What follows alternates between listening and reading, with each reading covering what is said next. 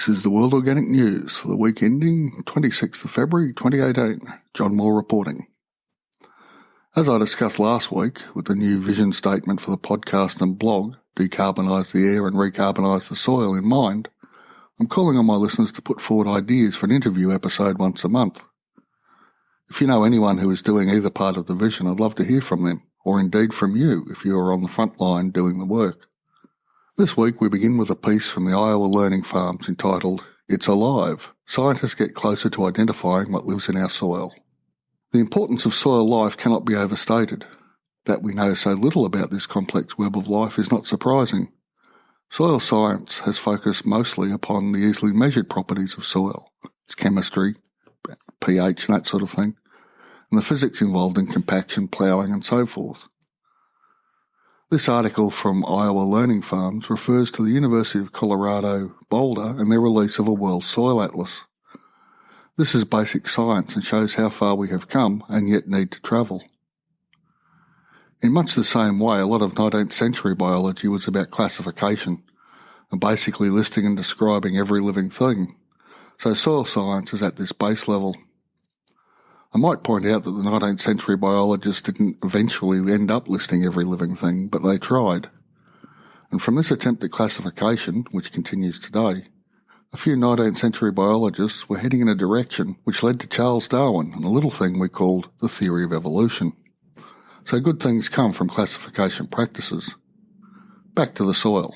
Quote, researchers at the Cooperative Institute for Research in Environmental Sciences at the University of Colorado, Boulder, published their study in the January issue of the respected journal Science, analysing 237 soil samples from 18 countries across 6 continents of varying climates. The researchers discovered that 2% of the soil bacteria, about 500 species, accounted for nearly half of the soil bacterial communities found worldwide. End quote. This is intriguing. Unfortunately, we don't have a similar study from before 1940 and all the changes that have happened in farming since then, so change over time cannot be inferred. Yet 500 species accounting for nearly 50% of worldwide soil bacteria raises some questions. 1. Have we inadvertently selected for these particular species through the application of fertilisers, herbicides and pesticides? 2. Have these bacteria always formed about half of the soil bacteria? 3.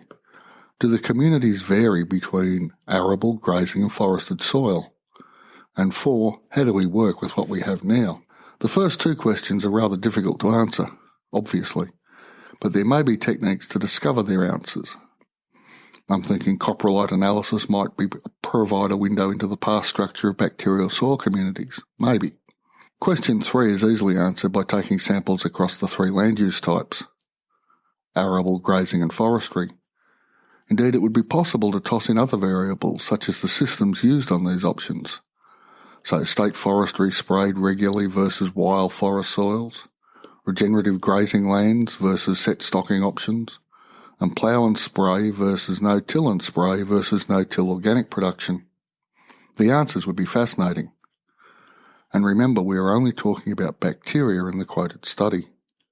There are many other life forms in the soil. All of the above options could be tested for effects, say, on mycelium. Now that's a study I'd be very happy to read. If anyone listening knows of such research covering these areas, I'd love to hear from you. Either email me at podcast@worldorganicnews.com or leave a link on the World Organic News Facebook page. Both links are in the show. Question 4, how do we work with what we have now, is also of great interest. I suspect, given our understanding of what ploughing, set stocking and clear felling of forests does to soil carbon, I'm pretty sure it's safe to say these practices aren't optimal for soil bacteria, nor soil biota at large. Still, a vigorous set of tests across various climatic, altitude and latitude variables would be instructive. We can't just guess. We need measurements. I know this is a strange suggestion in this time of feelings over facts, but there you go. I'm old-fashioned that way. Some such research is being planned.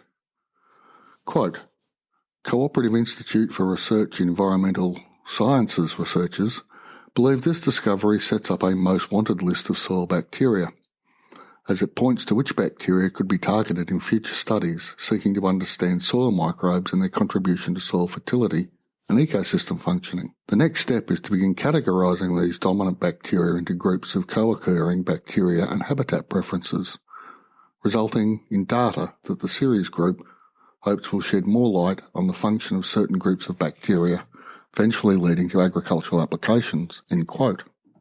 Now that's not quite where I'd like to see the emphasis, but I have an agenda, clearly not hidden, but an agenda nonetheless. For more on the work of the Cooperative Institute for Research in Environmental Sciences, there's a link in the show notes. We are at an interesting point in our understanding of soil biota, and I'll endeavour to keep all my listeners up to speed on this fascinating field of research. And with that, I'll finish for this week. Remember, decarbonise the air, recarbonise the soil. If you'd like to join the honoured ranks of noble podcasters and would like to learn more about how it's done, drop over to mrjohnmoore.com and check out my course. I've been teaching this at community colleges around town and have developed an online version. There's a link in the show notes. Next session starts in March this year, and it'd be great to see you there. A transcript of this episode is available at worldorganicnews.com. Thanks for listening, and I'll be back next week.